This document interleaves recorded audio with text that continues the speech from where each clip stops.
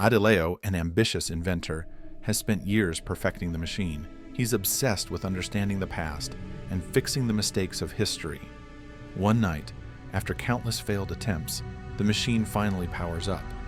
The room is bathed in a bright light, and before Adeeleo knows it, he's transported to a bustling 1940s city. Confused and disoriented, Adeeleo realizes his time machine works, but it has no control over the exact destination.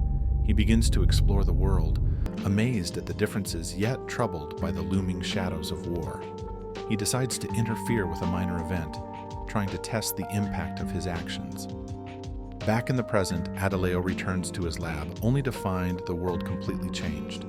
The small interference he made in the 1940s has set off a chain reaction, altering the timeline. Familiar faces are now strangers, and the peaceful world he once knew is on the brink of destruction. Desperate to fix his mistake, Adeeleo makes multiple trips to different time periods, trying to undo the changes. Each time, he discovers more about the delicate balance of history and the unintended consequences of his actions. The more he meddles, the more chaotic the timeline becomes. Adeeleo meets a mysterious figure in the future who reveals that he, too, is a time traveler, a future version of Adeeleo.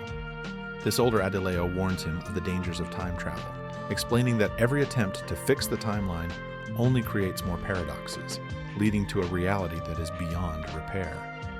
Realizing the gravity of his actions, Adeeleo decides to make one final trip, to the moment he first activated the machine.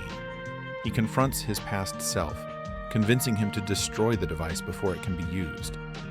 In an emotional climax, the two versions of Adeeleo work together to dismantle the machine, knowing that this is the only way to restore the natural flow of time. Adeeleo is back in the present, but everything is different.